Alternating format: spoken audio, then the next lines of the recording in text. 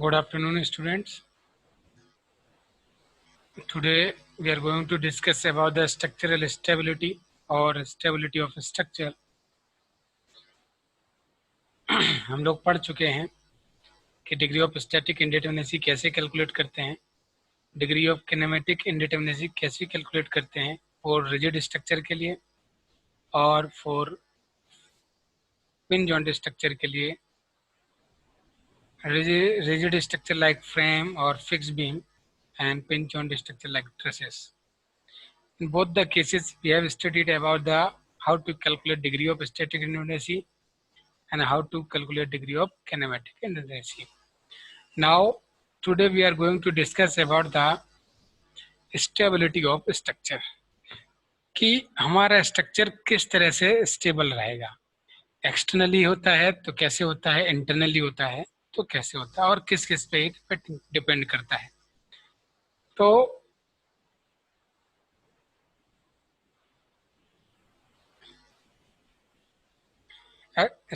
Stability of structure दो तरह की होती है. First, external stability which is related about the external support reaction. और external support reaction, external stability जो होता है वो दो तरह से होता है, geometric stability and static stability. we are going to discuss in detail geometric and static both the cases. And second one is the internal stability. ये स्ट्रक्चर के अंदर का पोर्शन यानी कि सपोर्ट को हटाने के बाद हमारा जो स्ट्रक्चर बचता है इंटरनली वो कैसा स्टेबल रहेगा. तो हमने पढ़ा है कि जब हम degree of static independency calculate कर रहे थे वहाँ हमने पढ़ा था डीएससी कैलकुलेट करते थे, एक्सटर्नल स्टैटिक इंडिपेंडेंसी और इंटरनल स्टैटिक इंडिपेंडेंसी. वो दोनों चीज के हमारे जो यूज होगा वो यहाँ होगा एक्सटर्नली स्टैटिक स्टेबिलिटी के केस में. ठीक है. और जो डीएसआई का जो हमारा यूज होगा वो हमारा होगा इंटरनल स्टेबिलिटी के केस में. और ज्योमेट्रिकली होगा वो हमारा ये होगा कि फोर्सेस जो लग रहे हैं उनके हिसाब से स्ट्रक्चर कैसे अनस्टेबल होगा और स्टेबल होगा. So let's start one by one. First क्या है? फर्स्ट हमारा है कि एक्सटर्नल स्टेबिलिटी क्या है.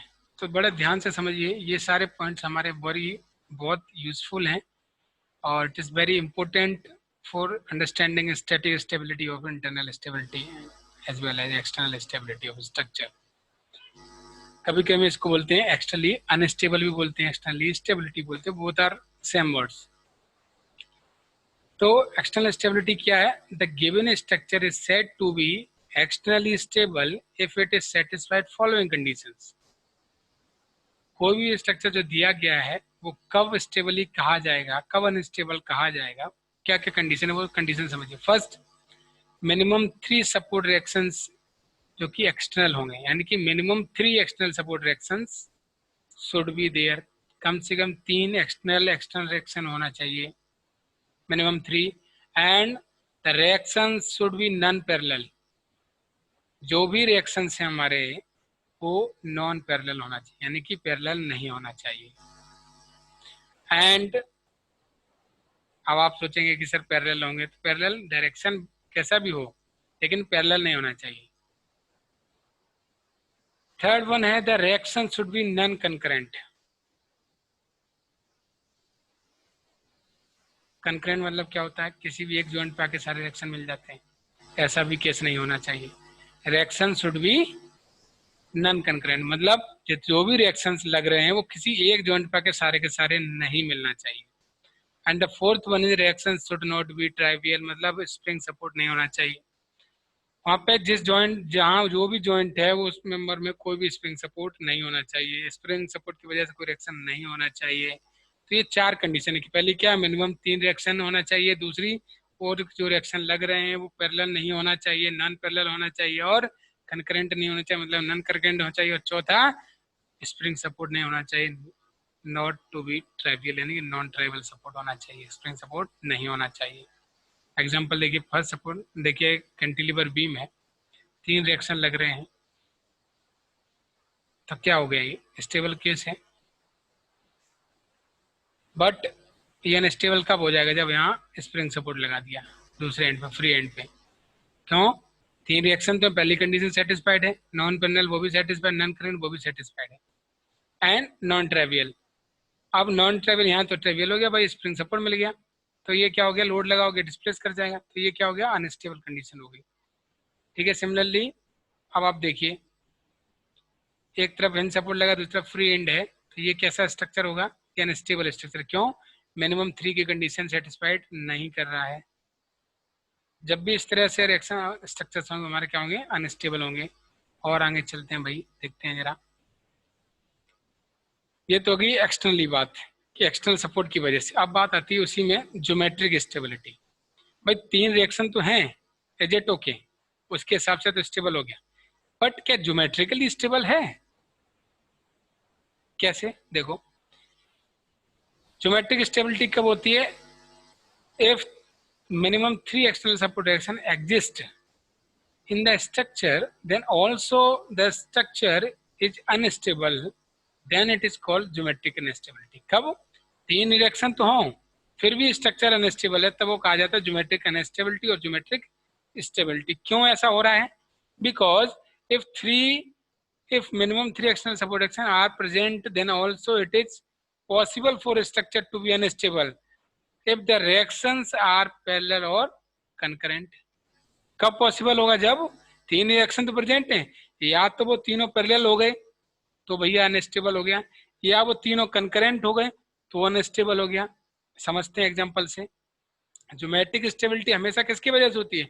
रिएक्शन तो तीन है, बट वो रिएक्शन या तो पैरेलल हो गए हैं या कंकरेंट हो गए, तो वहां पे क्या आ जाता है? ज्योमेट्रिक स्टेबिलिटी का केस हो जाता है। ठीक है। कैसे? देखिए समझते हैं। हमने एक एग्जांपल लिया, एक कंटिन्यूअस बीम है, तीनों के तीनों सपोर्ट इसमें क्या है? रोलर सपोर्ट है। हर रोलर सपोर्ट में आपको पता है एक वर्टिकल रिएक्शन लगता है। देखिए R1 R2 R3 है, तीन वर्टिकल रिएक्शन लग रहे हैं। क्या है पहली कंडीशन? क्या कहती है? Reaction minimum reaction should be 3 होना चाहिए। भाई देखो तीन रिएक्शन है, R1 R2 और R3, बट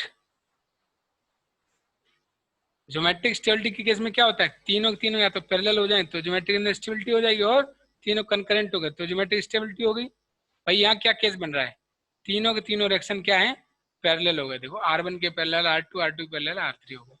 अभी क्या आपके लिए खिलौना बन गया, टॉय है। आप यहाँ से मान लो एक्स्ट्रा एक्शन से कोई फोर्स लगाते हैं तो क्या ये भगा चला जाएगा दूसरे लेफ्ट वार्ड डायरेक्शन में। राइट लेफ्ट वार्ड से लोड लेंगे तो राइट वार्ड डायरेक्शन में। एक तरह से टॉय बन गया आपके लिए, खिलौना हाथ में पकड़ो, आप खेलते रहो इसके साथ। आपने देखा होगा बचपन में जो बैरिंग गाड़ी होती है उसमें रोलर लगा देते हैं हम, तो क्या हो गया? भाई रिएक्शन तो लग रहा है, आप ऊपर से बैठ जाए उसके तो जमीन आपको सपोर्ट दे रहा है, बट आप क्या कर रहे हैं? पीछे से कोई धक्का मार रहा है, आगे भगा चला जा रहा है, आप गाड़ी के साथ खेल रहे हैं, तो ये खिलौना बने। तो ये क्या? ज्योमेट्रिक स्टेबिलिटी का केस हो गया। सारे रिएक्शन क्या हो गए? यहाँ पे पैरेलल हो गए। मिनिमम तीन रिएक्शन है, but both all three are parallel, so there is a geometric stability. Second example देखते हैं। मान लो आपका एक कोई कर्व मेंबर है और एक रोलर सपोर्ट पर रखा हुआ है। अब यहाँ तो रिएक्शन लग रहे हैं, देखो इंक्लाइंड लग रहे हैं, ये देखो यहाँ लग रहा है और ये यहाँ लग रहा है। बट क्या हुआ यहाँ पे? यहाँ हुआ क्या? ये तीनों के तीनों पैरेलल नहीं है, बट कंकरेंट हो गए। देखिए इस पॉइंट पे आके तीनों के तीनों रिएक्शन मीट कर रहे हैं, ये यहाँ। तो इस पॉइंट पे क्या हो गया? कंकरेंट हो गए सारे के सारे। तो कंकरेंट हो गए, कंकरेंट वजह से क्या हो जाए? फोर्स लगेगा तो ये सारा फोर्स यहाँ लग जाएगा, मेंबर को तोड़ देंगे। तो ये ज्योमेट्रिक अनस्टेबिलिटी का केस हो गया। भाई तीन रिएक्शन की कंडीशन को तो सेटिस्फाई कर रहा है, बट ये तीनों रिएक्शन पैरेलल और कंकरेंट नहीं होना चाहिए, पहले हमने बता दिया। और अगर हो गए तो ये अनस्टेबल कंडीशन हो गई।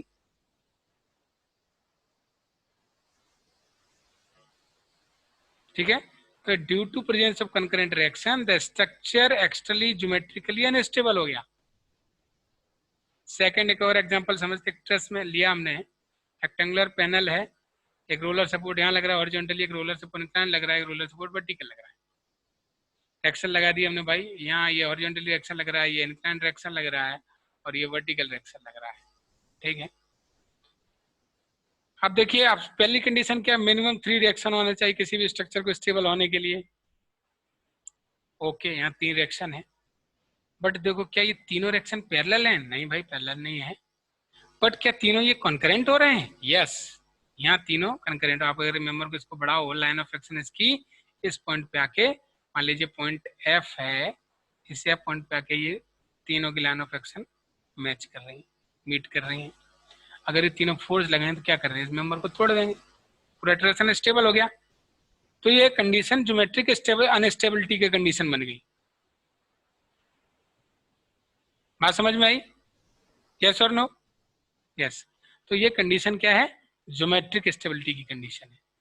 ठीक है, तो जब भी इस तरह से हमें देखना हो कि स्टेबल है या नहीं है, तो हमें वहां सारी कंडीशन को देखना पड़ेगा कि मिनिमम 3 रिएक्शन है। ओके, क्या तीनों रिएक्शन पैरेलल तो नहीं है? अगर पैरेलल हो गए तो ज्योमेट्रिकली अनस्टेबल हो गए, कंकरेंट हो गए तो वो ज्योमेट्रिकली अनस्टेबल हो गए।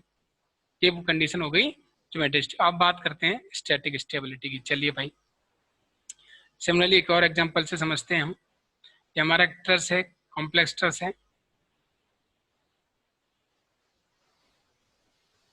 सॉरी एक तरह से ये कंपाउंड ट्रस है, या आप कह सकते हैं कॉम्प्लेक्स भी है। There is a no member where two members meet, there is a no joint where two members meet are called complex truss. ठीक है, यहाँ कोई भी ऐसा जॉइंट नहीं जहाँ 2 मेंबर मिल रहे हो, सारे के सारे 3-3, तो कॉम्प्लेक्स ट्रस हो गया आपके लिए। देखो यहाँ अब आपसे कोई पूछे भाई इसकी स्टेबिलिटी बताओ क्या होगी, पहले तो रिएक्शन लगाओ, 1 2 3, 3 रिएक्शन लग रहे हैं। ठीक है, ओके, तीनों पैरेलल है नहीं है, लेकिन क्या हो रहा है देखो, इस मेंबर में जो फोर्स आ रहा है, इस मेंबर में जो फोर्स आ रहा है और इस मेंबर में जो फोर्स आएगा, तीनों के लाइन ऑफ एक्शन को मीट करो तो आप इस पॉइंट पे आके मैच कर रहे हैं। ये क्या हो, ये वाला पैनल क्या है, अनस्टेबल हो जाएगा। जैसे ही तीनों फोर्स लगाएंगे पैनल ऐसे घूम जाएगा, पूरा का पूरा मेंबर टूट जाएंगे। ये ज्योमेट्रिकली अनस्टेबिलिटी की कंडीशन हो गई। ये कंडीशन क्या है? ज्योमेट्रिक अनस्टेबिलिटी की है। पैनल डी ई एफ यहाँ पे क्या हो गया, कंकरेंट फोर्सेस हो रहे हैं, कंप्लीट स्ट्रक्चर क्या हमारा ज्योमेट्रिकली अनस्टेबल में आ जाएगा। सिमिलरली ये आपका एग्जांपल है, आप यहाँ पे देखिए रिएक्शंस नॉन पैरेलल हैं, बट इस पैनल में बी सी डी एफ में जो मेंबर फोर्सेस आ रहे हैं, ए बी में, डी जी में, ई एफ में, क्या कर रहा है वो इस पॉइंट पे आके मिल रहे हैं, सारे के सारे यहाँ पे कंकरेंट हो जा रहे हैं। तो ज्योमेट्रिक अनस्टेबिलिटी का केस बन गया। चलिए भाई, अब आते हैं हम सेकंड एक्सटर्नल स्टेबिलिटी का केस है, जो है स्टैटिक स्टेबिलिटी और स्टैटिक अनस्टेबिलिटी। ठीक है, कब कोई स्ट्रक्चर स्टैटिकली स्टेबल होगा और अनस्टेबल होगा? स्टैटिकली भी देखते हैं, अभी तक हमने ज्योमेट्रिकली समझ लिया है, अब जरा हम एक्सटर्नल स्टैटिकली समझ लेते हैं। हमने आपको 2 कंडीशन पढ़ाई, क्या, based on degree of static indeterminacy, कि ds is greater than equal to 0, then structure should be stable structure.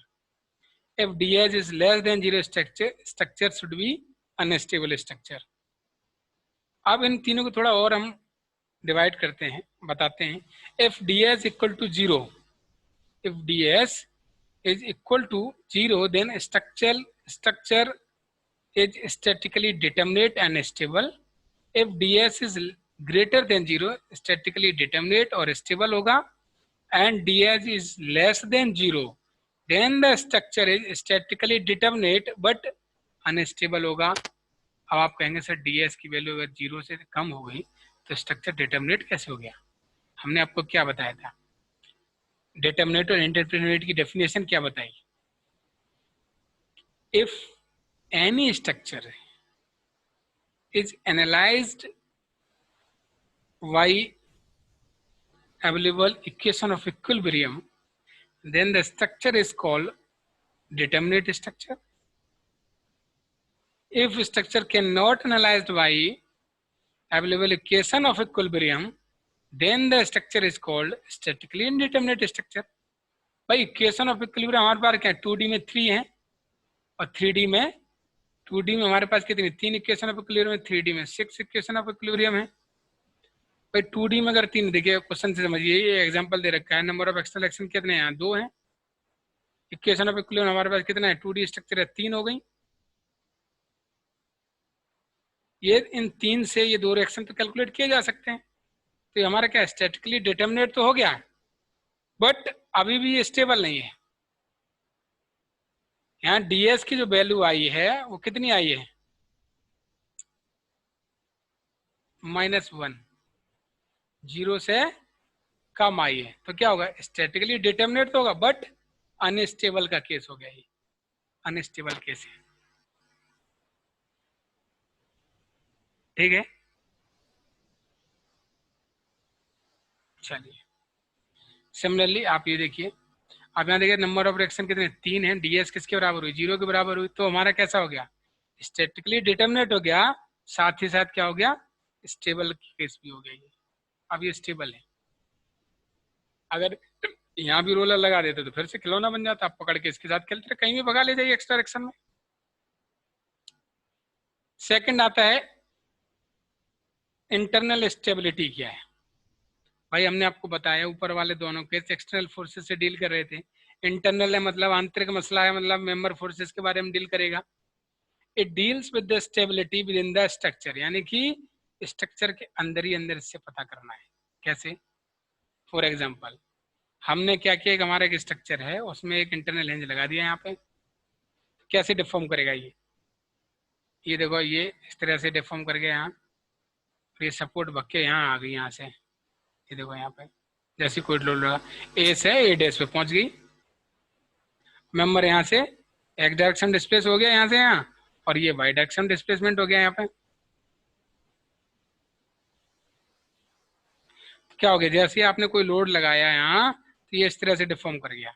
अब ये मेंबर जो है पूरा का पूरा सपोर्ट पे तो ओके, सपोर्ट की वजह से कोई डिस्प्लेसमेंट नहीं हो रहा है यहाँ पे, कोई इसी तरह का कोई अनस्टेबिलिटी नहीं है, 3 रिएक्शन चाहिए sufficient, but member internal hinge की वजह से डिफॉर्म कर जाएगा जैसे ही लोड लगेगा। तो ये इंटरनल स्टेबिलिटी का केस बनेगा, मैकेनिज्म फॉर्म हो गई यहाँ पे। ठीक है, अगर आप इसकी डीएसआई कैलकुलेट करेंगे तो -1 आ जाएगा, और डीएसआई जब भी 0 छोटा होगा तो अनस्टेबल कंडीशन बन गई। ठीक है, तो इंटरनली अनस्टेबल हो गया ये, बट एक्सटर्नली अभी भी स्टेबल ही है, 3 सपोर्ट अवेलेबल है, 3 - 3 0, डीएससी 0 है, externally stable but internally unstable हो गया। सिमिलरली यहाँ देखो 3 कंज्यूगेटिव जो है आपको इंटरनल हिंजेस दे रखी हैं, यहाँ भी मैकेनिज्म फॉर्म हो जाएगा। भाई यहाँ इंटरनल ये वाली पूरी इंटरनल इस तरह से डिफॉर्म कर जाएगी यहाँ पे ऐसे, तो ये भी केस क्या हो जाएगा, इंटरनली अनस्टेबल का केस बन गया। सिमिलरली आप इस फ्रेगर की कैलकुलेट कीजिए, आपको फ्रेम दे रखा है, आपसे कहा जाए कि भाई इसकी ds की वैल्यू बताओ क्या होगी। पहले तो आप एक्सटर्नली कैलकुलेट कर लीजिए, 4 0 2 माइनस +1 3 3 - 3 = 0, ds 0 हो गई, dsi r क्या हो जाएगा -1, c number of close loop 0, तो dsi -1 हो जाएगी, ये 0 + -1 कितना हो जाएगा, ds बराबर -1, जो कि क्या है लेस देन 0 है। स्ट्रक्चर डिटर्मिनेट तो है बट अनस्टेबल हो गया, मैकेनिज्म फॉर्म हुआ, कैसे, इस तरह से डिफॉर्म कर जाएगा ये ऐसे ऐसे। ठीक, तो गिवन स्ट्रक्चर क्या आपका इंटरनली क्या हो गया, अनस्टेबल हो गया। जब भी डीएसआई की वैल्यू निगेटिव आए आप समझ जाओ कि स्ट्रक्चर क्या अनस्टेबल हो गया। -1 का मतलब क्या हो गया, एक मेंबर कम हो गया ना भाई, 0 मतलब जरूर जितना रिक्वायर्ड उतना है, प्लस में आ रही वैल्यू मतलब रिक्वायर्ड से ज्यादा हो गया, 2 आ रही 2 ज्यादा हो गया, तो इनडिटर्मिनेट हो गया, बट फिर भी इनडिटर्मिनेट हो गया, स्टेबल हो गया। लेकिन अगर रिक्वायर्ड से भी कम में चला गया, माइनस में चला गया, तो क्या है भाई, अनस्टेबल हो गया ना। मान लीजिए आपको चलने के लिए 2 पैर चाहिए और आपका एक पैर में चोट लग गया, रिक्वायर्ड तो 2 है ना आपके पास, बट अवेलेबल कितना है आपके पास, 1 हो गया, एक कम हो गया भाई, आपका डिफिशियंट हो गया ना, आप अब लंगड़ा के चलेंगे, आप सीधे चल ही नहीं सकते। तो आपकी बॉडी के अगर स्ट्रक्चर को देखा जाए तो अनस्टेबल हो गया भाई, आप कोई लोड लगाएगा अपने आप को बैलेंस ही नहीं कर पाएंगे आप हमेशा। तो यही केस स्ट्रक्चर के साथ है, बिल्डिंग स्ट्रक्चर हो, ट्रस स्ट्रक्चर हो, केबल स्ट्रक्चर हो, किसी भी तरह का स्ट्रक्चर हो, आर्च स्ट्रक्चर हो, सारे के सारे स्ट्रक्चर इसी तरह एनालिसिस किए जाते हैं। अब ये तो बात हो गई फ्रेम्ड और बीम में। अब बात करते हैं ट्रस में स्टेबिलिटी कैसे होगी। तो हमने आपको ट्रस का क्या रूल बताया था भाई, डीएसआई कैलकुलेट करने का। कि जब भी ट्रस में ट्रायंगल फॉर्म हो रहे हैं, एक परफेक्ट ट्रायंगल फॉर्म हो रहा है, तो DSI 0 होगी। अगर एक ज्यादा हो रहा है तो +1 हो जाएगी, और एक भी नहीं हो रहा है तो -1 हो जाएगी। तो वो पैनल क्या हो जाएगा? अनस्टेबल हो जाएगा भाई। वहां पे शियर, पैनल में शियर हो जाएगा, डेवलप हो जाएगा, और पैनल टूट जाएगा। अब देखो पहला वाला पैनल में क्या हो रहा है, DSI क्या आ रही है? +1 आ रही है। क्यों? हमने बताया एक मेंबर एक्स्ट्रा है जो ट्रायंगल फॉर्म करवा रहा है। अगर यहाँ दो की जगह, दो डायगोनल मेंबर की जगह एक ही डायगोनल मेंबर होता, तो यहाँ पे क्या होता है? DSI क्या हो जाता? 0 हो जाता। क्यों? परफेक्ट ट्रायंगल फॉर्म हो गए। एक मेंबर डायगोनल और कर दिया तो ज्यादा ट्रायंगल फॉर्म करवा दिया इसने भाई, तो ये एक मेंबर एक्स्ट्रा है हमारे पास। अब सेकंड पैनल देखो, इस पैनल में कोई मेंबर ही नहीं है, तो DSI क्या होगी इसकी? -1 हो गई भाई। एक मेंबर चाहिए जो इसकी, जब यहाँ से लोड लगे तो ये जब ऐसे डिफॉर्म हो तो इसको रोक ले। अब जब इसमें ये कोई मेंबर ही नहीं है भाई, तो मान लो हमने एक हॉरिजॉन्टल फोर्स लगा दिया यहाँ, क्या हो जाएगा? इसके साथ तो दुर्घटना घट जानी है कि ऐसे डिफॉर्म हो जाएगा, ऐसे ऐसे कर देगा यहाँ जाके। तो इसमें क्या हो जाएगा? एक वर्टिकल शियर डेवलप हो जाएगा, और शियर की वजह से ये डिफॉर्म कर जाएगा। ठीक है, तो ये स्टेबिलिटी, अनस्टेबिलिटी ट्रेस में इस तरह से होती है। अगर हम इसे स्टेबल करना चाहते हैं, जिस रेक्टेंगुलर पैनल में सेकंड वाले में कोई डायगोनल मेंबर नहीं, एक डायगोनल मेंबर अगर हम ऐसा प्रोवाइड कर दें, तो ये स्ट्रक्चर क्या हो जाएगा? स्टेबल हो जाएगा। इसकी DSI क्या हो जाएगी? 0 के बराबर हो जाएगी। स्टेबल है, ये इनडिटरमिनेट हो गया। टोटल की पूरे की पैनल की DSI क्या हो जाएगी? +1, यानी कि इनडिटरमिनेट, एक मेंबर एक्स्ट्रा ही है, कम तो नहीं है, स्टेबल हो गया। ठीक है, तो आपको इस तरह से करना है। चलिए नेक्स्ट आगे बढ़ते हैं, कुछ क्वेश्चन सॉल्व कर लेते हैं। ये प्रीवियस ईयर के गेट के क्वेश्चंस हैं, हम लोग इसको जो है एक एक करके डिस्कस कर लेंगे और समझेंगे कि ये कैसी कैलकुलेशन होती है। सो आज के लिए इतना ही रखते हैं। Tomorrow we will discuss all the previous year GATE questions and some practice questions. So आपके कंसेप्ट अच्छे से बिल्ड हो जाएंगे, आपको प्रॉब्लम अच्छे से समझ में आ जाएगी, और आप साथ ही साथ प्रीवियस ईयर की यूनिवर्सिटी के क्वेश्चन जो हमने आपको ट्यूटोरियल में दिए हैं उन्हें भी डिस्कस कर लेंगे।